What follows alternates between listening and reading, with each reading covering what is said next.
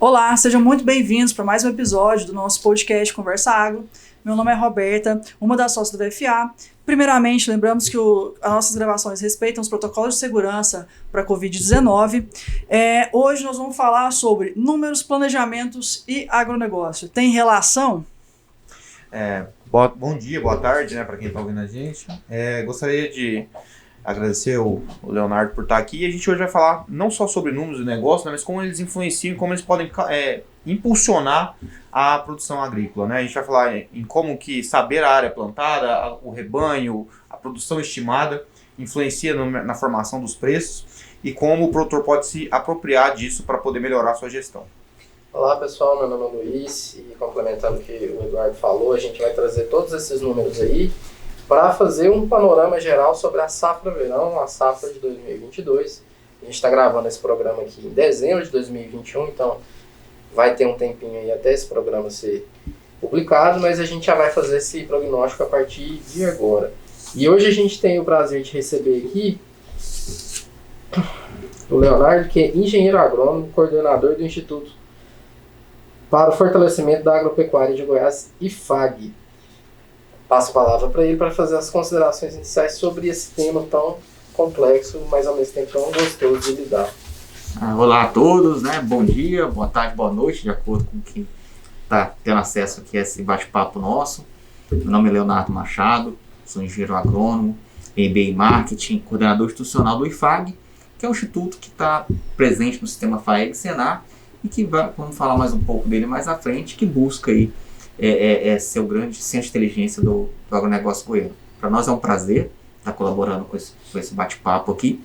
Esperamos que a gente consiga passar para todos bons números, boas informações, para que a tomada de decisão de todos sejam sempre menos dolorosas e mais assertivas. Leonardo, até um pouco antes da gente falando em gravação, a gente estava falando sobre quais deveriam ser as preocupações do produtor em relação à sua atividade. Ela não se encerra na porteira, ela tem que ter uma preocupação de comercialização, uma preocupação mercadológica, e isso envolve análise de risco, envolve conhecimento do mercado e dos números. Como que o senhor, dentro da sua atividade, dentro do Instituto, fomenta esse entendimento, essa melhor compreensão e como de fato isso influencia o dia a dia do produtor? Bom, atividade produtiva rural é uma atividade de risco. A gente tem risco de preço, risco climático, risco produtivo de ter algum problema e risco de pragas e doenças. E cada um desses riscos precisa de gestão. A gestão é fundamental. Então o sistema ele se prepara para levar isso para o produtor. O Senar ele capacita com vários cursos dentro da gestão desses riscos. A FAEG vai estar representando e trazendo as principais dificuldades para o produtor. E o Instituto ele busca gerar informação. A gente sabe que toda a questão de gestão ela necessita de informação. O insumo da gestão, da tomada de decisão é informação. Então nós do IFAG buscamos levar essa informação para o produtor rural. E dessa forma, com capacitação, representatividade e informação, acreditamos que a gente possa cada vez mais colaborar para que o produtor tenha esse trabalho de gestão. Lembrando que a gestão e a produção tem que caminhar lado a lado. A gente não pode só se preocupar com a produção e não se preocupar com gestão. Isso tem que ser evoluído em conjunto. A gente também imagina, pensa aqui, que dentro das características de um bom produtor que faz uma boa gestão, ele também tem uma que é gerir seus riscos. Até quanto eu estou disposto a perder se algo saia fora do controle. E a gente tem alguns mecanismos que já são históricos já na agricultura, como você travar preço, fazer troca de insumos, mas o mercado vem evoluindo e vem criando novos sistemas, Como você vê esses novos sistemas? Você vê um potencial de ampliação? Quais são os principais sistemas que você tem visto nesses últimos tempos? Enfim, um apanhado geral do que você tem visto para além dos travamentos de preço clássicos que a gente já conhece. Se o senhor puder explicar assim, de forma mais resumida, como que a formação do preço da commodity agrícola, especialmente grãos, se forma no mercado internacional, para que o produtor entenda que a atividade dele hoje é global, ele não pode se isolar, produzir e querer vender sem essas interferências internacionais. Estamos falando de commodity. E o primeiro ponto de uma commodity, a primeira característica dela, ela tem uma formação de preço única. E onde que se dá a formação de preço? Depende do produto. Se a gente pegar soja e milho, é Chicago. O preço que a gente comercializa aqui é formado em Chicago. Não adianta a gente imaginar que a gente vai estar querendo ter um preço aqui diferente do que o preço praticado em Chicago. Se a gente pegar a pecuária, gado de corte, você tem a formação do preço aqui na B3. Então, como que ocorre isso? Com a formação do preço de Chicago, a gente tem um processo de transferência de preço.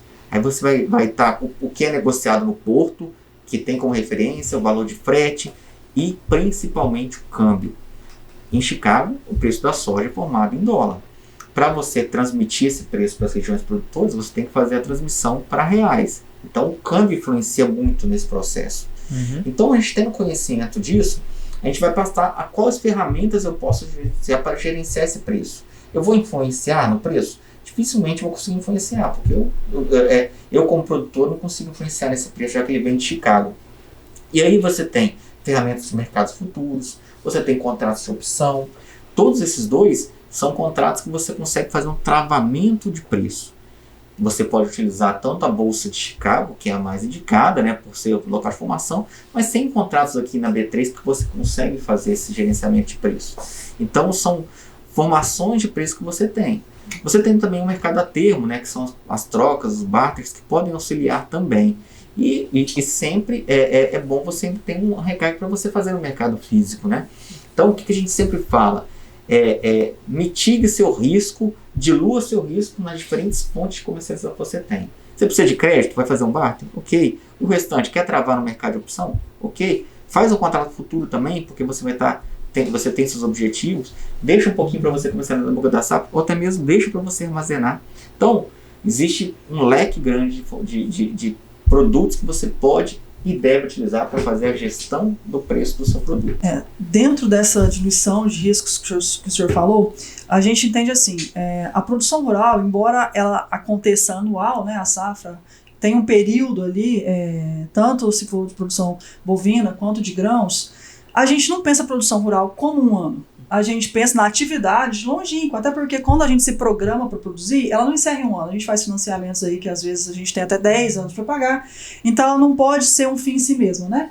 E a gente vê isso ainda como uma dificuldade do produtor. Eu acho que o produtor vê a produção dele como meio e fim. E não pensa que aquilo, tudo que ele faz na fazenda gera um impacto para o mercado e que o mercado também impacta dentro do dia a dia dele, né? A gente fala assim que é muito melhor que você não seja o melhor produtor do ano, mas esteja entre os top 10 da década, né?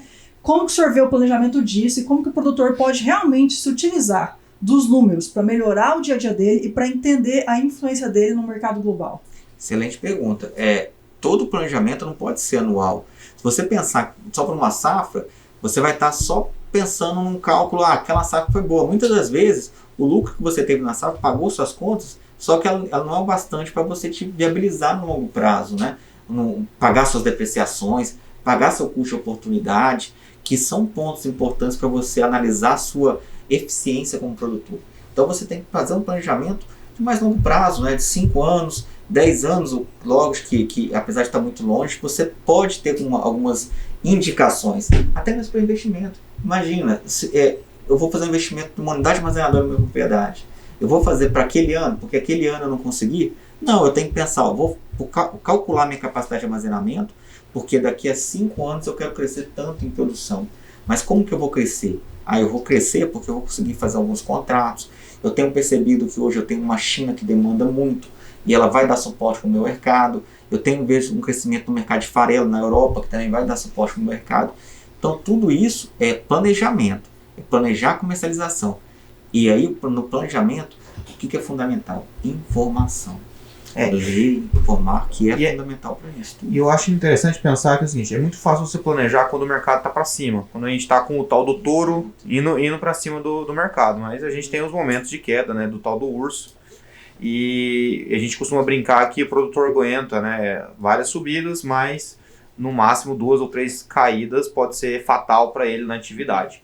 Pensando nesse cenário, assim, o que você tem visto que as pessoas têm feito para poder minimizar esses riscos e o que você acha que é realmente efetivo, né, nesse contexto para, de fato, quando tiver uma queda, o produtor conseguir se manter e sair mais estruturado daquela pequena crise?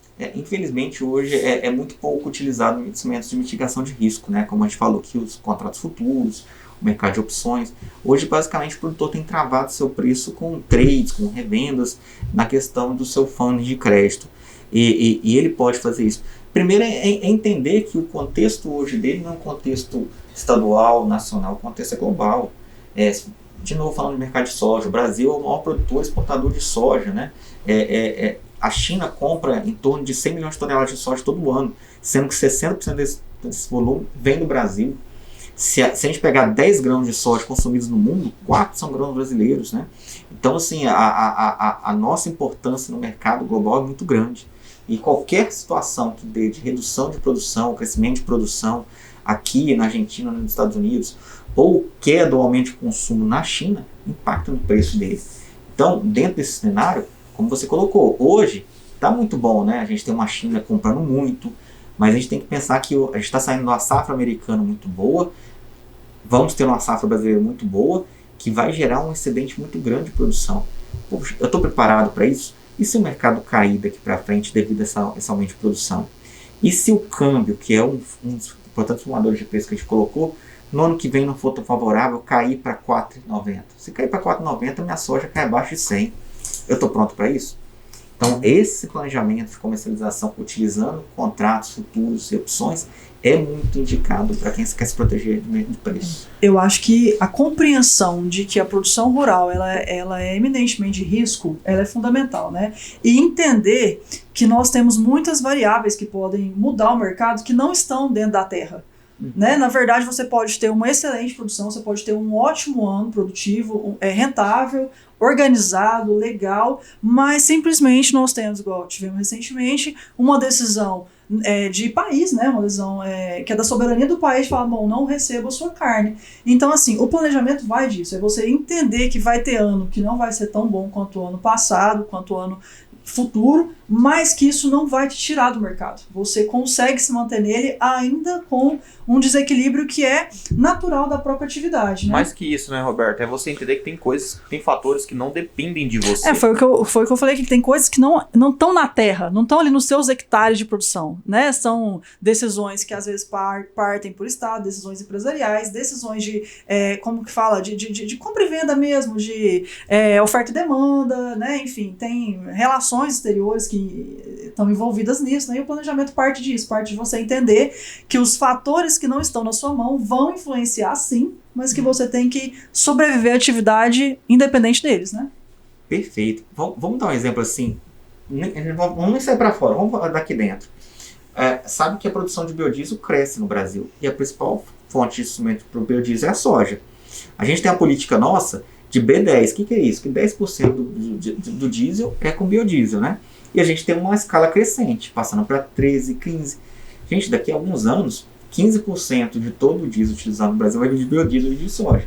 Como que vai ser a demanda interna para isso? Hoje o Brasil já consome praticamente 40% do grão que ele produz, né? Perfeito. E aí, assim, vai ser uma pressão. Vamos colocar de milho. O milho, a gente está crescendo cada vez mais na produção de etanol de milho aqui no estado de Goiás. Já é a segunda maior fonte, destino dos nossos milho, é a produção de etanol de milho. Como que a gente vai estar preparado para isso? É uma demanda crescente. As exportações de carne crescem absurdamente por mercados consumidores, não só China, Indonésia, Bangladesh, Tailândia, estão comprando nossa carne. Então, tudo isso é como você colocou, vai além do que dentro da porteira. A gente tem que entender que nós estamos inseridos no mercado global. Sim. Nesse contexto, como que a gente consegue acessar esse tipo de dado falando, olha, tá tantos por cento para o biodiesel, tantos por cento de área plantada, qual que é a expectativa, né? Como que nós, produtores, né, aqui, que não somos economistas, podemos ter acesso a esse tipo de informação para a gente ter uma visão mais macro do que está acontecendo para além da nossa E conseguir, né? Saber os números e conseguir traduzir isso na nossa produção, né? Hoje, o IFAG, ele pretende isso, ele pretende gerar dados, gerar informações. Só para você ter uma ideia, hoje, nossas cotações do estado são distribuídas diariamente. Hoje a gente faz pelo WhatsApp, mas a gente vai estar migrando para um aplicativo.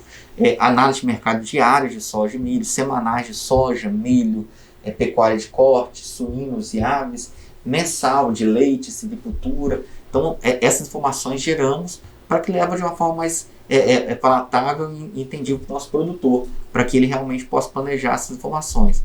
Mais do que isso, no site do IFAG você consegue ter relações de troca, você consegue ter uma série de informações para que o produtor consiga fazer isso. Então, nós do IFAG pretendemos estar levando essa informação para o nosso produtor.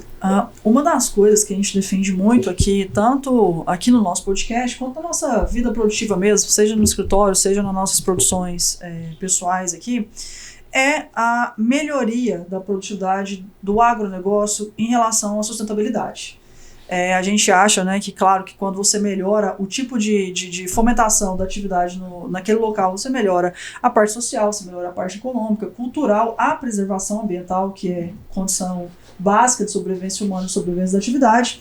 E dentre um desses mecanismos que a gente acha que é fundamental e que eu pessoalmente acho que é o futuro da produção, está a ILPF, né, Integração Lavoura, Pecuária, Floresta, um pouco mais usual a floresta, a pecuária com a lavoura.